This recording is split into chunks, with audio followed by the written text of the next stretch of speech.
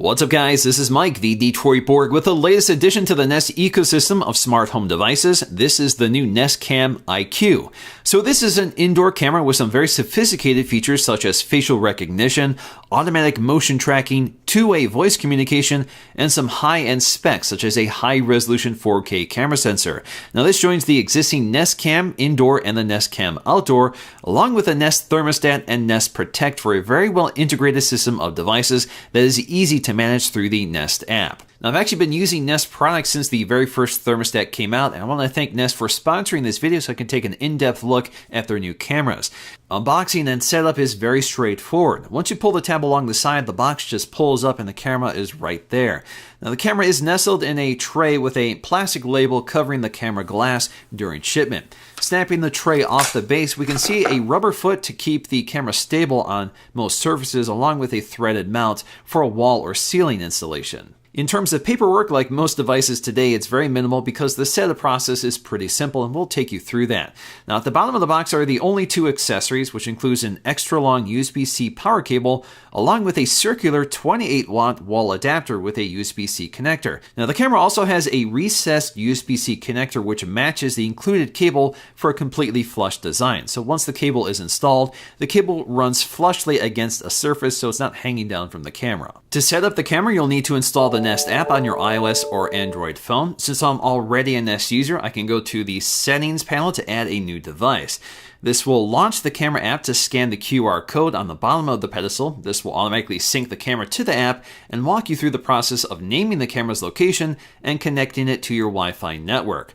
Once connected to your network, the light turns green and the camera is ready for use. Now, the design is very similar to other Nest products with a sleek and sturdy white plastic housing, which looks very good in any setting. The camera itself is covered in a seamless piece of tinted glass, which is surrounded by an LED ring. Now, that light ring is only on when the camera needs to be configured or when somebody is talking through the camera, so grab some attention when it's on, but otherwise it's off in normal use. This also flashes in different colors for troubleshooting. So for example, if it's yellow, that means it's having trouble connecting to Wi-Fi, and if it's red, that means it doesn't have sufficient power. So that might happen if you're connecting the USB cable to some other power adapter besides the one that came included. The camera is actually mounted on a ball joint, which allows for a very wide range of movement, so the camera can be easily adjusted for any setting. On the back of the camera is a very loud and clear speaker. Nest says this speaker is 7 times louder than the previous Nest Cam Indoor. So carrying on a conversation through this speaker or just scaring away home intruders is much more effective this time. So as soon as you start talking, the camera lights up to let you know that somebody's talking to you and shuts off when the other person is done talking.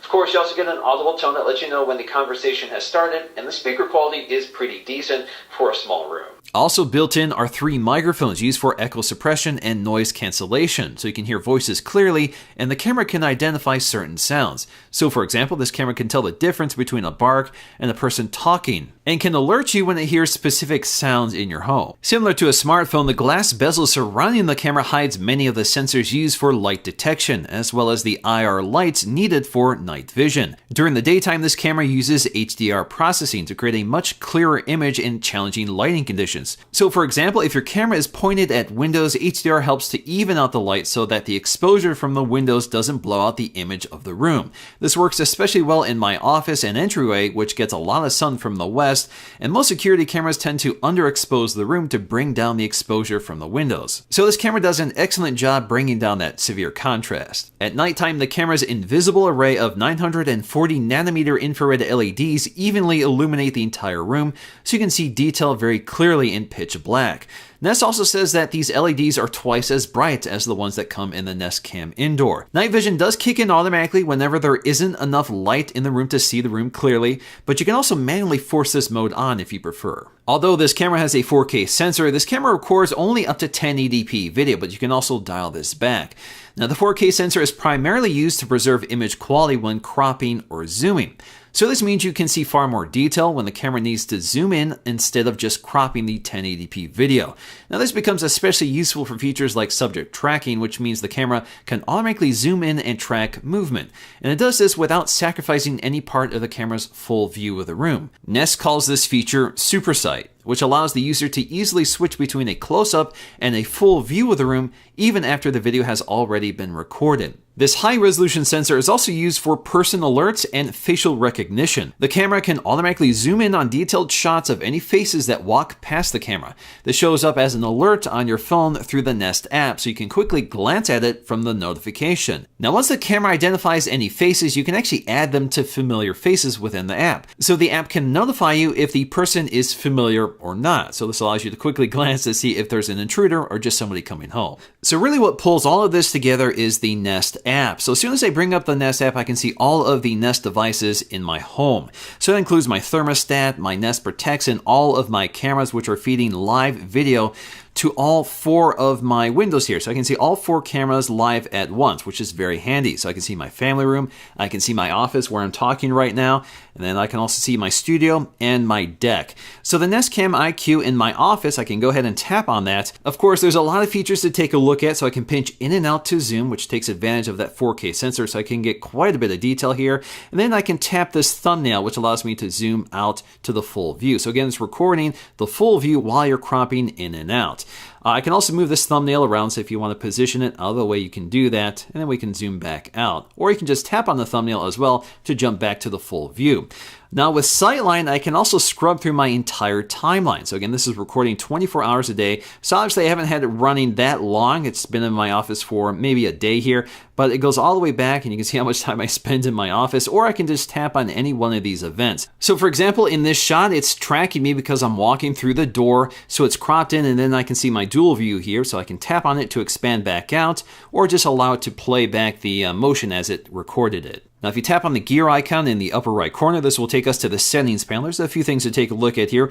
So we have our camera on and off options, so you can turn off the microphone and the camera independently. We also have our quality and bandwidth options. So right now I have it set to maximum, so it will not go over 400 gigs per month and keep the resolution within those parameters. So that should get me 1080p most of the month, but you can also limit this all the way down to 100 gigs per month for low. We can also turn off the close-up tracking view. So if you don't want that feature on, you can turn that off here. We also have our night vision options. I have it set to auto, so it automatically turns on when there's no light outside, but you can always select always on or turn it off completely. This camera also has a green LED status light, which is always on when the camera is recording video. It also flashes if somebody is watching the camera. So if you want to turn this off to make it a little more discreet, you can do that right here. Under familiar faces, this is where it will keep track of all the faces it has detected. So right now it really only sees my face. So if I go ahead and tap on the gallery for my face, you can see just how many there are. So it's captured basically every time I've appeared in front of the camera for any length of time. So that's kind of interesting. So if I had multiple faces here, they would be broken down into different galleries, and I can authorize those faces so it's recognized as a familiar face. Under notifications, this is where you can modify the type of notifications you receive from the camera. I think this is kind of important. This allows you to limit certain notifications you may not want to receive. You can also limit when you receive notifications to always or when no one's home. We also have activity type, so this is where you can turn off people recognition. We also have motion recognition. So if it detects any form of motion, whether it's your dog moving across or if it's a car driving by or something like that, this will automatically send a notification. Personally, I don't want that. And under sound, it can recognize 3 types of sound: a person talking, a dog barking, or just any other sound that's especially notable. Now, if you don't want the camera running 24 hours a day, there's a few options. So we can manually schedule the camera's on and off time right down to the day, and we can add specific events. But one of my favorite features of this camera is the home/away assist. So if you turn this on, this will automatically turn off the camera when you're in home or away mode. So right now, because I'm home, all of the indoor cameras have been turned off, which is what I want. But if I select away, this will turn all of the cameras back on. So I can do this manually, or I can do it automatically. Now, to enable automatic mode, we're going to go up to settings, go to home/away assist, and then we're going to select what decides if you're home. So in my case, I'm going to use my phone. So I can see my phone right here, the iPhone 7 Plus red.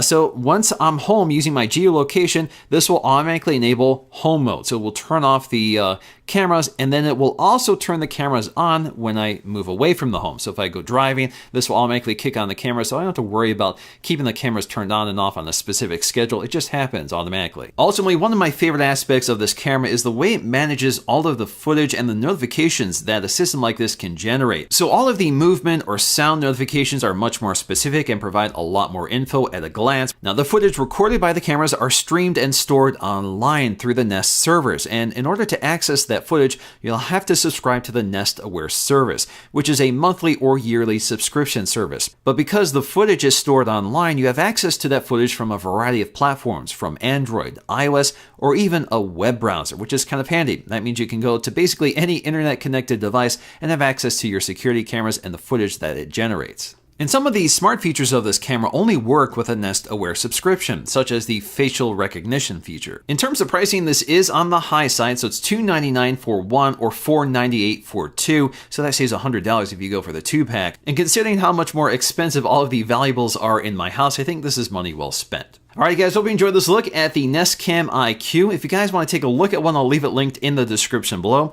Hope you guys enjoyed this video, and if you did, please give it a thumbs up to let me know. And I'll see you again in my next video.